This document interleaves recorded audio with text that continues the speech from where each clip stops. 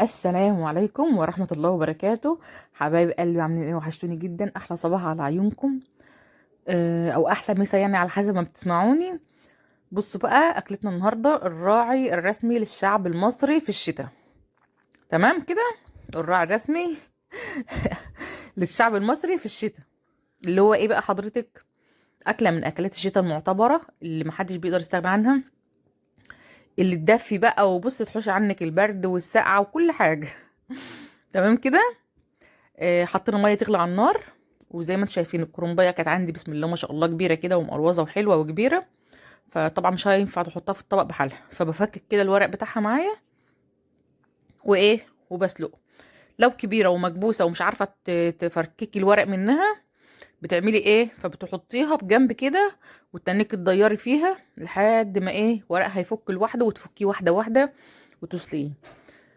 كرنب الشتا يا حبايبي ما بنتكاش عليه قوي في السوا، لازم يبقى السوا بتاعه ناقص شويه عشان لما تيجي تلفيه تعرفي تلفيه.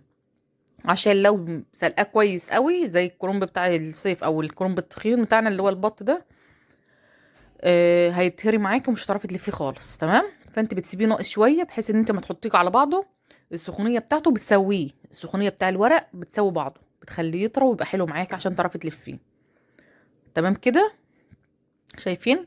لما تكون صغيره بقى زي ما انتم شايفين بحطها الاول على يمة العروق، تبقى العروق بتاعتها لتحت، وايه والورق نفسه لفوق او الكرنبايه نفسها لفوق. وبتشيلي بقى واحده واحده كده. شايفين؟ انت بتشوفيه تقولي ده اخضر لسه ما اتسلقش او مش عارفه ايه، بس هو طبعا مسلوق كويس. وزي ما قلت لك الحراره بتاعته بتخليه يحن على بعضه ويطرى وتعرفي تلفيه. تمام. تاني كده بقى تشيلي في الورق كده ورقه ورقه كده لحد ما ايه تخلصي الكرنبه بتاعتك كلها. شايفين؟ خلصت. عندي بقى ايه؟ عندي قرطة خاص مربعة كده وجميلة وحلوة وخضرة كده وفريش وعسل. لازم نعملها، ما نسيبهاش طبعا، ما تترميش. دي ما تترميش يا جماعة، حرام. محشي ورق الخاص ده تحفة جدا، حلو قوي زي ما قلت لكم، برضو حاجة من الحاجات. بصوا خضار الشتاء كله يعتبر يعني ايه سبحان الله. في حاجات بترفع المناعة وفي حاجات حلوة جدا عشان الشتاء وامراض الشتاء والبرد والسقعة وعشان يدفي ويديكي طاقة وباور حلو كده. تمام. فورق الخاص جميل جدا اليومين دولت، استغلوه وكلوا خاص ووحشوا خاص واعملوا كل حاجة، سلطة وكل حاجة. تمام كده. انا كانت عندي بامانه الصلصه جاهزه في الفريزر، صلصه مفرزاها في الفريزر. طلعت كيس حطيت عليه معلقتين ايه لا نص كوبايه كده زيت، ومعلقتين كبار سمنه، وحطيت هريسه. الفراخ بتاعتنا بتستوي، بعملها ببصل منها فيها زي ما قلت لكم قبل كده، بخرط بصل وفلفل وفلفل اسمر وملح، واقلبهم في بعض واحط الفرخه بتاعتي واحطها على الهادي تستوي براحتها خالص، تنزل السوائل اللي فيها وتستوي كويس. تمام. تمام. الصلصه بتاعتنا لو مش مسبكه بنضرب طماطم او نقطع طماطم ونحطها تتسبك وتنشف لحد ما توصل للمرحله اللي انتوا شايفينها دي، اللي هي تنطر الايدام بتاعها او الماده الدهنيه بتاعتها. نتبل بقى الايه خلطه المحشي بتاعتنا. ممكن تحطي مكعب ماجي لو عايزه، مش عايزه خلاص. بتحطي فلفل اسمر، انا حطيت فلفل اسمر وسبع بهارات وملح وكزبره ناشفه، بس كده. انا صبعي وجعني ومتعور صراحه، فضربت البصل والشطه بتاعتي في الكبه. ضربنا ايه؟ بصلتين كبار حلوين على حسب طبعا كل حد وكميه الرز اللي هو بيحبها او اللي هو عاملها يعني. تمام. بصلتين كبار حلوين وقرنين ايه شطه، فيهم حراق وفيهم مش حراق على حسب برضه. فانا عشان حاطه معلقه هريسه فحطيت واحد حراق وكم واحد كده مش حراق، او على حسب يعني الحرقيه اللي انت بتحبيها، كل واحد طبعا وذوق. ونقلب بقى كويس قوي الصلصه المتبله بتاعتنا جامد قوي الحلوه دي اللي فيها هريسه وفيها البهارات بتاعتنا الجميله مع البصل والفلفل بتاعنا. وحطيت رشه نعناع ناشف وعملت الخضره الاخرى. انا طبعا ما حبيتهاش خالص الخضره في الكبه بصراحه، بتبقى خشنه ومش حلوه كده وفيها العروق بتاعتها ما بتتعملش كويس. فاحسن حاجه للخضره بالذات يعني البصل والفلفل امرهم ماشي تمام حلوين كويسين كانهم متخرطين بالظبط. لكن الخضره لا ما عجبتنيش خالص. خلصنا بقى وعملنا الخلطه بتاعتنا وسبكناها حلو وقلبناها مع بعضها كده اتشوحت كويس. قطعنا ورق الكرنب زي ما انتم شفتوا، وهنحشي بقى ورق الخاص. شايفين الورقه الصغيره هحشيها بحالها، الورقه الكبيره هقسمها نصين واحشيها، وحاجه كده زي العسل زيكم. بحبوا تعملوه صغير ومسمسم كده شكلكم برضو اعملوه عادي. اللي بيحب حاجه يعملها. وطبعا حبه محشي ما اقولكوش يعني.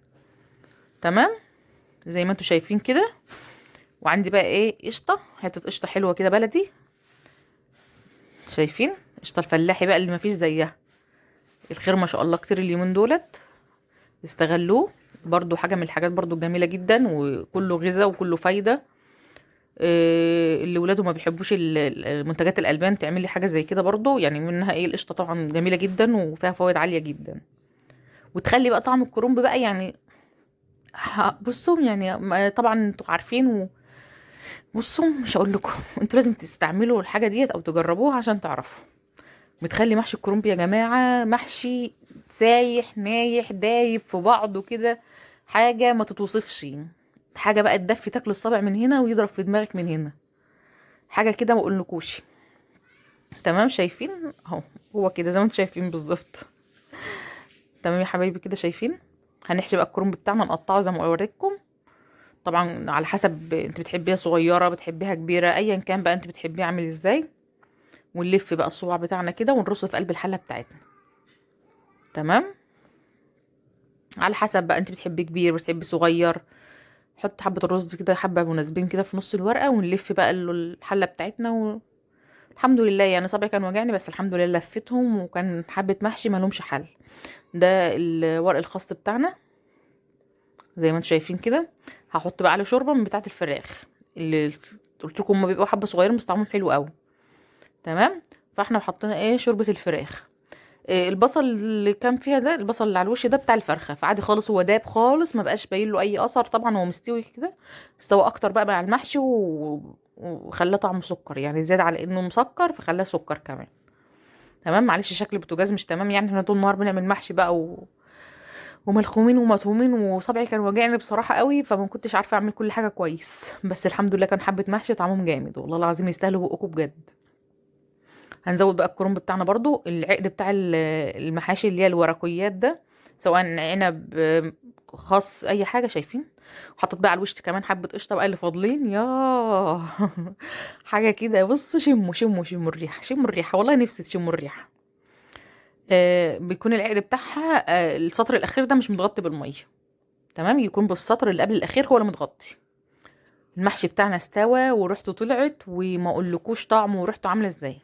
ولو وصلتوا لحد هنا ما تنسوش اللايك والشير والسبسكرايب.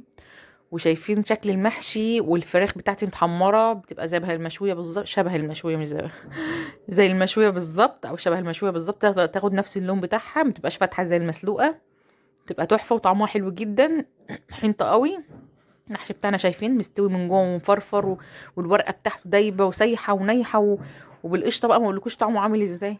شايفين لون الخلطه بتاعتي جميل ازاي. اشوفكم في فيديو جديد. باي.